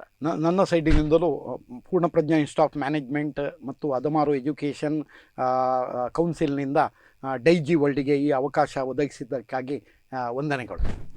ಆತ್ಮೀಯ ವೀಕ್ಷಕರೇ, ಇದು ಇಂದಿನ ಶಿಕ್ಷಾರ್ಥಿ. ಮುಂದಿನ ಕಾರ್ಯಕ್ರಮದಲ್ಲಿ ಮತ್ತೊಮ್ಮೆ ಸಿಗೋಣ. ನಿರಂತರ ಮನೋರಂಜನೆ ಮತ್ತು ಸುದ್ದಿಗಾಗಿ ನೋಡ್ತಾ ಇರಿ ದೈಜಿ ವರ್ಲ್ಡ್ 247. ನಮಸ್ಕಾರ.